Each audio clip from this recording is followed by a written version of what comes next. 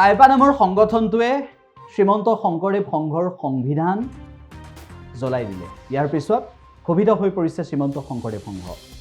টাইপা নামৰ সংগঠনটোৰ কেইটা ভাগত বিভক্ত সেয়া আজি আমি আপোনালোকক ক'বলৈ যোৱা নাই। টাইপা নামৰ সংগঠনটো তেওঁলোকৰ মাজত কিমান বিভাজন আছে, তেওঁলোকৰ সংবিধান যদি কোনোবাই ভংগ কৰে তেনেহ'লে সেই সংবিধান ভংগ কৰা সকলক তেওঁলোকে বহিষ্কাৰ কৰে আৰু সেই টাইপা নামৰ সংগঠনটোৰ কেইবাটাও ভাগত যে বিভক্ত সেয়া সকলোৱে জানে। কিন্তু সেই টাইপা নামৰ সংগঠনটোৱে শেহতীয়াভাৱে শ্ৰীমন্ত শংকৰদেৱ সংঘক টাৰ্গেট কৰি লৈছে। শ্ৰীমন্ত শংকৰদেৱ সংঘৰ কিছুমান নীতিয়ে আমুৱাইছে বুলি বিভিন্ন সময়ত টাইপা নামৰ সংগঠনটোৱে কোৱাৰ সমান্তৰালভাৱে আন কেইবাটাও সংগঠনে বিভিন্ন সময়ত যেতিয়া মন্তব্য কৰে, শ্ৰীমন্ত শংকৰদেৱ সংঘই সেই নিয়মবোৰ সংস্কাৰ সাধন কৰাৰ ক্ষেত্ৰত ভিতৰুৱাকৈ কেনেদৰে ব্যৱস্থা লৈছে সেয়া আমি এই মুহূৰ্তত নাজানো। কিন্তু টাইপা নামৰ সংগঠনটোৱে শ্ৰীমন্ত শংকৰদেৱ সংঘৰ সংবিধান জ্বলাই দিয়া কাৰ্য কোনো কাৰণতে কোনেও সহজভাৱে মানি ল'ব পৰা নাই।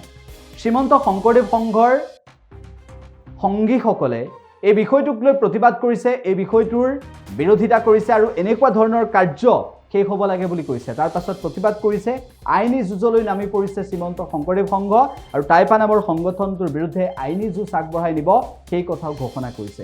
উল্লেখ্য বিষয়টো হৈছে যে শ্ৰীমন্ত শংকৰদেৱ সংঘৰ দৰে উত্তৰ পূৰ্বাঞ্চলৰ এটা বৃহৎ অনুষ্ঠানক টাইপা নামৰ এটা সংগঠনে যেতিয়া সংবিধান জ্বলাই দিয়া কাৰ্য কৰে সেই সময়ত প্ৰকৃতপক্ষে আইনী যুঁজখন কেনেকুৱা হয় সেয়াও হ'ব গুৰুত্বপূৰ্ণ। আৰু জনমানসত এটা ডাঙৰ জাতি হিচাপে প্ৰতিষ্ঠা কৰিব পাৰে, এটা মহা মানৱ জাতি যাতে গঠন কৰিব পাৰে, শ্ৰীমন্ত শংকৰদেৱ সংঘই অহোপুৰুষাৰ্থ দিনে নিশাই কৰি আহিছে। আৰু সেই জাতি গঠন প্ৰক্ৰিয়াত ইতিমধ্যে কিছুমান মানে নিষ্পেষিত কিছুমান অত্যন্ত ক্ষুদ্ৰ চিন্তা ভাৱনাৰ কিছুমান লোকেৰে জাতিগত চিন্তা ভাৱনাৰে সৈতে শ্ৰীমন্ত শংকৰদেৱ সংঘৰ এই গোটেই বৃহৎ স্বাৰ্থটোক তছনছ কৰিবৰ কাৰণে ইতিমধ্যে চেষ্টা কৰি থকা হৈছে।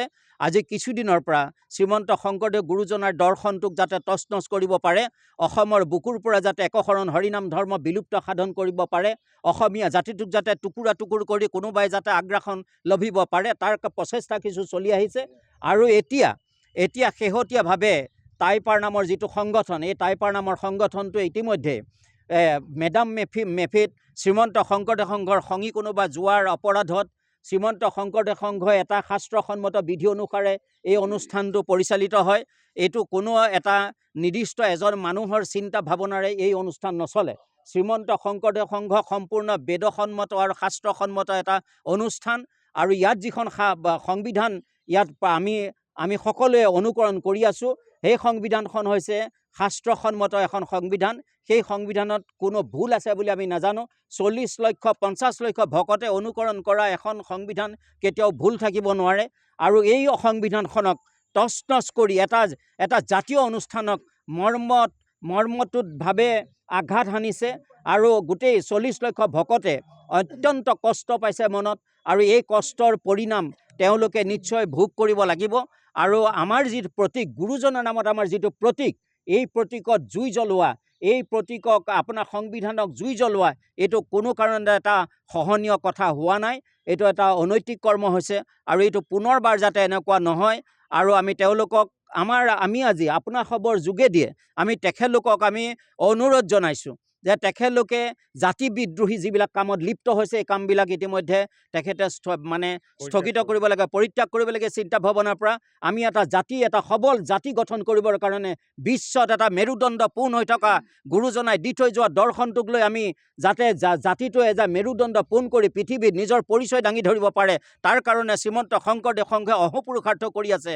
সেই যিটো উদ্দেশ্য শ্ৰীমন্ত শংকৰদেৱ সংঘৰ, যি মহান উদ্দেশ্য, যি মহাজাতীয়তাবাদৰ ফালে শ্ৰীমন্ত শংকৰদেৱ সংঘ আগুৱাই গৈছে, সেই ৰাস্তাটোত যাতে কোনো ধৰণৰ ব্যাঘাত নজন্মে আৰু কোনো ধৰণৰ তুচ্ছ তাচ্ছিলতাৰে যাতে এই বৃহৎ অনুষ্ঠানটোক যাতে আঘাত সানিব নিবিচাৰে, তাৰ কাৰণে আমি তেখেতলোকক আমি অনুৰোধ জনাইছোঁ আৰু সাৱধানো কৰিব বিচাৰিছোঁ। শ্ৰীমন্ত শংকৰদেৱ সংঘ এটা জাতীয় অনুষ্ঠান। এই জাতীয় অনুষ্ঠানৰ নিজৰ স্বকীয়তা আছে। এই অনুষ্ঠানটোৱে পৰিচালনাৰ ক্ষেত্ৰত আমাৰ এখন নিৰ্দিষ্ট সংবিধান আছে। এই সংবিধানত উলংঘা কৰিলে আমাৰ ইয়াৰ উচিত ব্যৱস্থা লোৱা হয়, সংবিধানৰ আওতাত যদি কাম কৰে।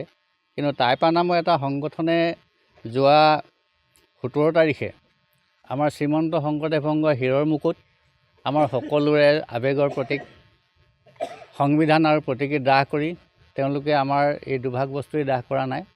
তেওঁলোকে আমাৰ শ্ৰীমন্ত শংকৰদেৱ সংঘৰ লক্ষ লক্ষ ভকতৰ হিয়াৰ আৰু আৱেগক তেওঁলোকে দাহ কৰিলে। ইয়াত আমি অতিশয় শ্ৰীমন্ত শংকৰদেৱ সংঘৰ প্ৰতিজন সংঘী প্ৰতিজন ভকতে ক্ষোভিত হৈছোঁ আৰু ইয়াৰ প্ৰতিবাদকল্পে আমি আজি মাৰ্ঘেৰিটা জিলা শাখাৰ সমস্ত ভকত বৈষ্ণৱে আহি মাৰ্ঘেৰিটা জিলাৰ হৈ আমি মাৰ্ঘেৰিটা থানাত এজাহাৰ দাখিল কৰিছোঁ, যাতে তেওঁলোকক এটা উচিত ব্যৱস্থা লয় আৰু ইয়াৰ এটা তদন্ত কৰি আমাৰ ভকতসকলৰ মন যেন হৃদয়ে স্পৰ্শ কৰে। যিকোনো খবৰৰ বাবে যোগাযোগ কৰক 7099017330 লগতে 7099017110 নম্বৰত।